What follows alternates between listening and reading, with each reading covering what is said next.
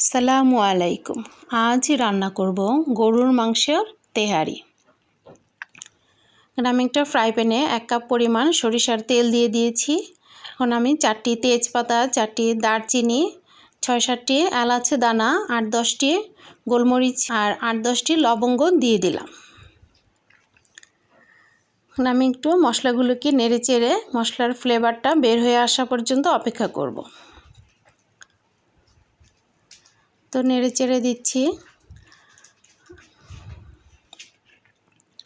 এখন আমি এখানে 1 কাপ পরিমাণ পেঁয়াজ কুচি দিয়ে দিলাম। 2 টেবিল চামচ পরিমাণ আদা রসুন বাটা দিয়ে দিলাম। 2 চা চামচ পরিমাণ শুকনো মরিচের গুঁড়া ও 1 চা চামচ পরিমাণ ধনিয়ার গুঁড়া দিয়ে দিলাম। দিয়ে মশলাটাকে আমি ভালোভাবে নেড়েচেড়ে কষিয়ে নিচ্ছি। 1 চা চামচ পরিমাণ লবণ দিয়ে দিলাম। মশলাটা ভালোভাবে কষানোর পর এখানে আমি 2 কেজি পরিমাণ গরুর মাংস দিয়ে দিচ্ছি। মাংসটাকে আমি ভালোভাবে ধুয়ে পানি ঝরিয়ে রেখেছিলাম। এখন আমি মাংসটাকে মশলার সাথে ভালোভাবে নেড়েচেড়ে মিশিয়ে দিচ্ছি। আজকের আমি যে মাংস দিয়ে তেহারি রান্না করছি, এই মাংসটা আজকে আমাকে এক ভাবি গিফট করেছে। এই ভাবি আমাকে আমার জন্য গরুর মাংসটা বরিশাল থেকে নিয়ে এসেছে, কোরবানির মাংস। মাংসটাকে আমি ঢেকে কিছু সময় রান্না করার পর দেখেন অনেকটাই পানি উঠেছে। আমি কিন্তু মাংসটাকে ভালোভাবে ঝরিয়ে নিয়েছিলাম। এখন আমি একটু নেড়েচেড়ে দিচ্ছি।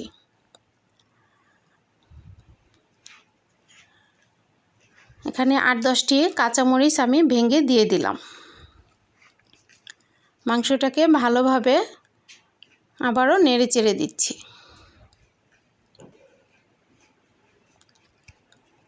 মাংসটা ভালোভাবে কষানোর পর এখানে আমি ফুটন্ত 1 কাপ পরিমাণ গরম পানি দিয়ে দিলাম।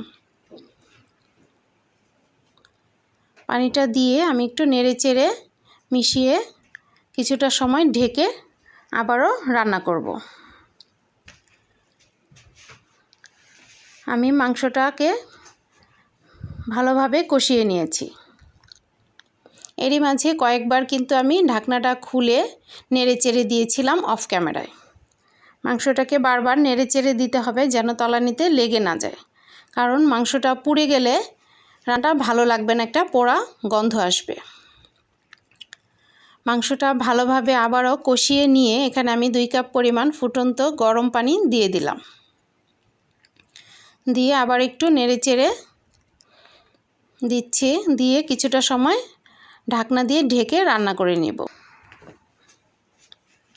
এই তো মাংসটা আমার ভালোভাবে কষানো হয়ে গেছে এবং মাংসটাও আমার হয়ে এসেছে।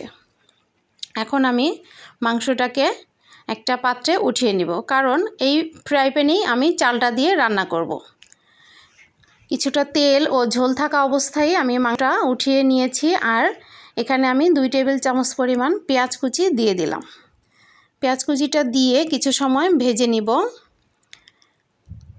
এখন আমি এখানে পানি দিয়ে দিয়েছি।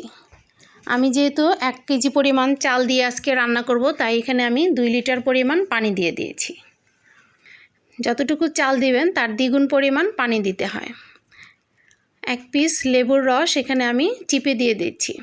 লেবুর রসটা দিলে চালটা বেশ ঝরঝরা ও সুন্দর হয়।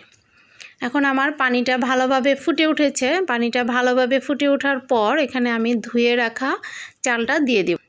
চালটাকে আমি 1 ঘন্টা ভিজিয়ে রেখেছিলাম। এখন আমি ধুয়ে একটা চালনিতে ঝরিয়ে নিয়েছি।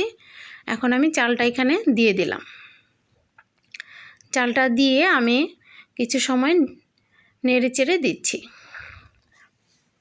দেখতেই পাচ্ছেন আমি পানির সাথে চালটাকে দিয়ে মিশিয়ে নিলাম। এক পরিমাণ কিশমিশ ও 8-10টি কাঁচামরিচ দিয়ে দিলাম।